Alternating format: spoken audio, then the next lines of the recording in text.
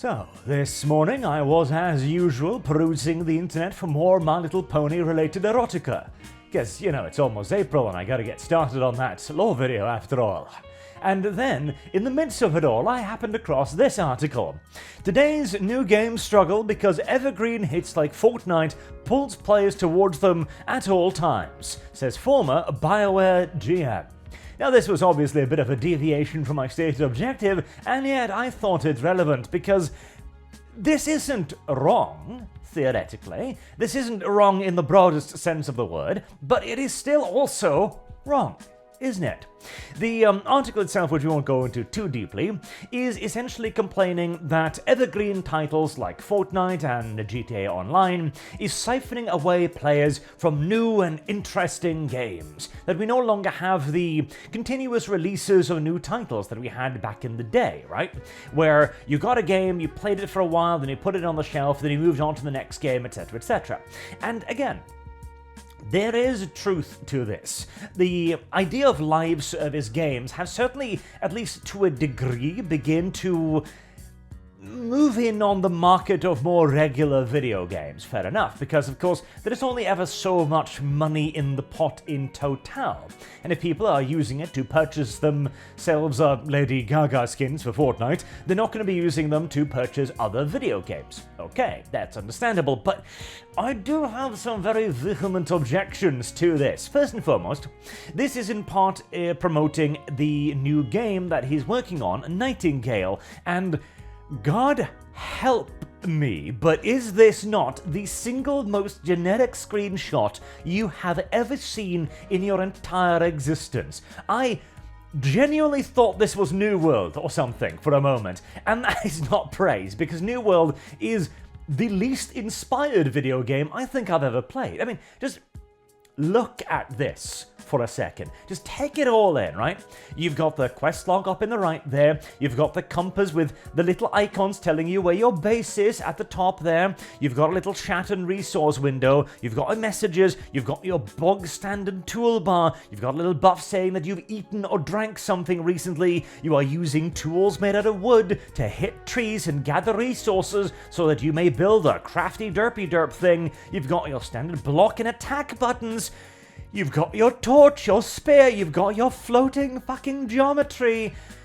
Oh, boy, but this is everything that is wrong with video games. You've even got the diverse characters. Like, it is every single painfully obvious checkbox ticked with fanatic seal. I mean, the only hint of originality, I suppose, kinda, is that at least they're wearing, like, old-timey clothes, but even that is not very original in this day and age. Flintlocky style-looking weapons, alright? Is that it? It kind of feels like it, and it is indeed a survival crafty game where you're cut off from civilization, you've got to rebuild, etc. I'm like, okay. This is the problem with video gaming, far more so than Fortnite, because what is interesting about Fortnite is that it is one of very few games that actually successfully came out of development hell in a better state than it went in. In case you're unaware of the deep lore of Fortnite, Fortnite was originally intended to be sort of a zombie tower defense survivals thingity-bob game that never really came out because the developers didn't know what the fuck they were doing, frankly. And then the incredible success of that shooty thingity-bob survival battle royale game, whose name escapes me at the moment, Last Man Standing Up, something, God knows. It came out, and everyone was playing that damn thing consistently. It was the one in which PewDiePie dropped the N-bomb, that one, you know the game. And Fortnite developers looked at the thing and said, like, okay, I don't know what this is. At this point, it might as well be like a VN dating sim as anything else. So quickly retool it to meet the latest fad and just pump it out the door, toot sweet, please. And it hit at just the right time, with the kind of uber unoffensive graphics and uber inoffensive gameplay, and just it hit the vanilla market like a meteor made of vanilla presaged by a bow wave made of vanilla. It became the normiest normie video game to have ever normied onto our earth, and covered us all in its sticky disgusting vanilla goo. I still hate Fortnite, and I will always hate Fortnite with religious passion merely for the fact that it is unfathomably popular. And so you can't really bring it up as an example of, like, something that pulls everyone towards it, because this is the thing. There was another very interesting interview that came out like a week ago about Dungeons and Dragons, where they explain that what was it? He brings up an example that original Dungeons & Dragons was made by wargamers for wargamers. As he puts it derisively, white men making a game that they wanted to play. Oof, terrible. And it was just not very diverse. In fact, most of the things, he literally says this, incidentally, that they made back then wouldn't pass diversity and inclusion review today. Well, yeah, that's the problem. That is the unironic issue. Because your goal is slop. Your goal is vanilla. Your goal is uninteresting garbage, okay? Your goal is to be as unoffensively basic bitch as humanly possible. That is your stated intent, practically, when you look at Fortnite and think to yourself, oh, that's what I'd like to be. Oh, God, they've even got color-coded rarities. Of course they do. That is your goal now. There's no wonder that you feel that your market has gotten smaller because you're not vying for individual customer bases anymore. You've forgotten all about appealing to people who want a certain thing, and you're just trying to make gruel. Anyone can make gruel. That's why there's so much gruel on the market. And if you are actively competing in the gruel market with people that already make gruel trademark, you're probably gonna lose. And this isn't a new phenomenon either. Like, this has been kind of the standard since, like, World of Warcraft and Diablo. There's always been, like, the evergreen titles, as you pointed out, but people would break up this market into smaller niche genres, target audiences that would actually buy your game. And this is the thing too. Often on stream, for example, I'm asked, like, what game are you looking forward to? And back in the day, I could always answer something, like the next Elder Scrolls game or an upcoming Europa Universalis or a Hearts of Iron thing. At the very least, I could reach back to some grand strategy or some other niche thing, right? Today, I don't fucking know. What am I looking forward to? A Mana Lord, I guess. That's about it. What else? Paradox is barely making games anymore. They keep messing shit up. And even when they do release a game, it's a fraction of what it actually should be.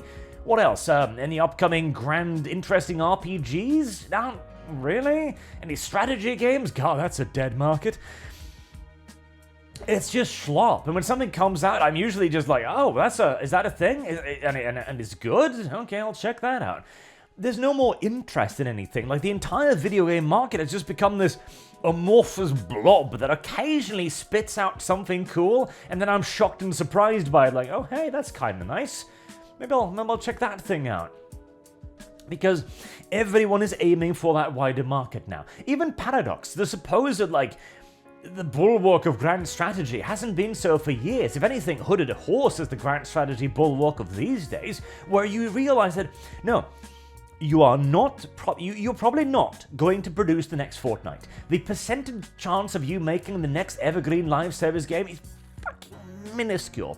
And they already know this in the areas where live stream games, have been popular for a very long time. Like, you can look at Korea and Japan, etc., right? Where they've had these live service games for far longer than us. Stuff like mobile games, for example, with constant releases of gacha mechanics and characters and all kinds of stuff, right? Even in those markets, the overwhelming majority of games, those like 90%, survive for a year or two and then die. The live service hits are very few and very far in between. Whereas right now, you know what? Who's having the most success? It's the people pointing themselves towards a specific market. Helldivers 2, very specific market, tremendous success. Palworld, a very specific market, like, hey, what if we did Pokemon with all of the dumb things that Westerners like guns and slavery? Enormous blow-up success. Hooded Horse, what do? They make retardo niche games for retardo niche audience, and they too are expanding consistently, bringing yet further developers and games under their wings. There are so many demographics and markets out there that are brutally underserved that you could make a killing off catering to. Total War, God help me, why has nobody copied Total War? Like, in part it's because the flocking mechanic is actually difficult to make, making the units collision properly, etc. Many have tried, most have failed, blah blah blah. But Total War is failing its audience again and again, has been doing so for like 5-10 years now. But because everybody is chasing Fortnite, because everybody is chasing not a video game or anything interesting, but the most tooth-grindingly generic garbage, people like me simply don't have a market anymore. We don't have anything to look forward to. And the thing is, I'm the kind of guy who'll buy your games just automatically. Like, Bethesda had my undying loyalty. I would buy every one of their games just like that. Paradox, the same thing. Every time they released a Hearts of Iron and Return of Versailles, I'd buy it, I'd pre-order it, I wouldn't even ask questions, because I knew it was quality. But now, God help me, no, not a chance. Not a goddamn chance. Instead of chasing the evergreen, you need to simply make something that sells. We talked about this in a video just the other day, right? What is the secret of success? Finding an audience and catering to it. The video game industry deserves the crash that's going to happen to it. It has done it to itself. It has grabbed the gun, it has loaded it, it has cocked it, and it has shoved it up its own ass. And currently it is fervently pulling the trigger, like an undertrained female police officer dumping 2 mags into a house. I wouldn't be surprised if they even reload it.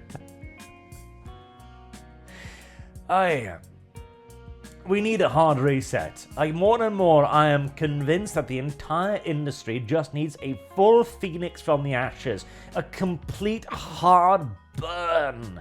And then maybe we can return to something that isn't this. And we can look at this and turn it into the goddamn meme that it is of the standard template construct video game. Like, this is how video gaming would look in 40k. The same title released 700 times by a fucking machine.